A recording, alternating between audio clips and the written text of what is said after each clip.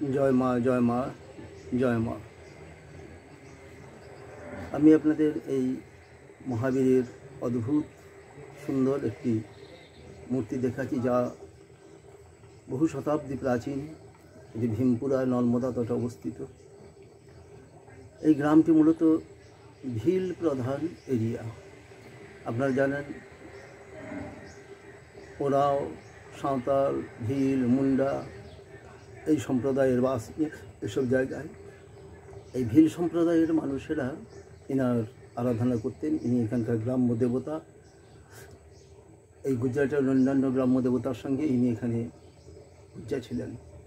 শ্রী শ্রীমা আনন্দময়ী মা যখন ব্যাসপীঠে যাচ্ছিলেন এই নর্মদা দিয়ে, তিনি সপ্তর্ষি দর্শন পান। তারা স্বর্গপথে যাত্রা করছিলেন, তিনি দিব্যভাবে তা দর্শন করেন এবং দর্শন করেন ওই যে বটগাছটির আমি ভিডিও ইতিপূর্বে দুবার দিয়েছি।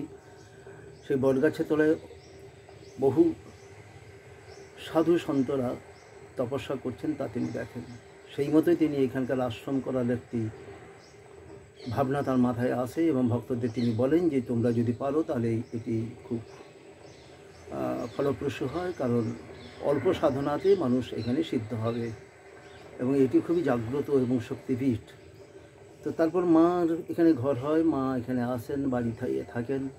মাকে এই সময় এই মহাবীর মহারাজ, হনুমান মহারাজজি, উনি স্বপ্নে বলেন। তো যদিও আমি মহারাজের পূজনীয় স্বামী বাসুদেবানন্দজির কাছে শুনলাম, তিনি চাক্ষুষ গিয়েছিলেন, মাকে বলেছিলেন যে আমি তোর আশ্রমে এখানে থাকতে চাই, কারণ ইনি এখানে বাইরে সেভাবে সেবা পূজা পাচ্ছিলেন না। আদিবাসী সম্প্রদায়ের মানুষেরা তারা ঠিক যত্ন করতেন না, কিন্তু ইনি এত জাগ্রত যে মাকে গিয়ে বলেন যে তোমার এখানে থাকতে চাই। তো সেই মতো তিনি ভক্তদের সাধক সঙ্গে আলোচনা করেন, কিন্তু গ্রামবাসীরা ইনাকে আশ্রমের ভেতরে ছাড়েননি। তো সেই জন্য মা বললেন যে তাহলে তোমরা একটি হনুমান মন্দির করো এবং সেখানে এই এনার একটি ফটো রাখো, তাতেই উনি ওখানে যাবেন এবং সেবা পুজো পাবেন। সেই মতো এই সেবা পূজা এখনও পর্যন্ত এই ভীমপুরা মা আনন্দময়ী আশ্রমের মধ্যে হয়ে চলেছে।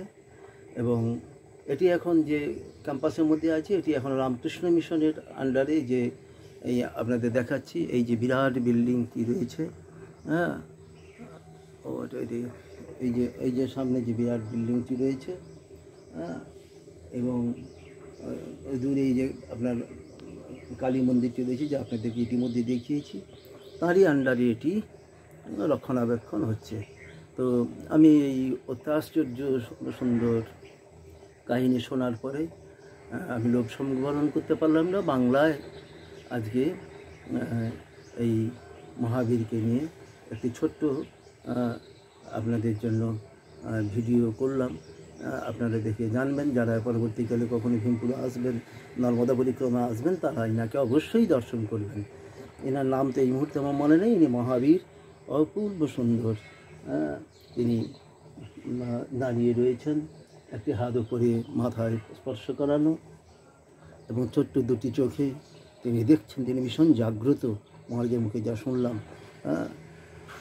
আমি প্রভুর শ্রীচরণে প্রার্থনা করি জগতের শক্তি সঞ্চারিত হোক, সবাই শান্তিতে থাকুক, সুখে থাকুন এবং তার নাম আরও দেশে দেশে যুগে যুগে ছড়িয়ে পড়ুক।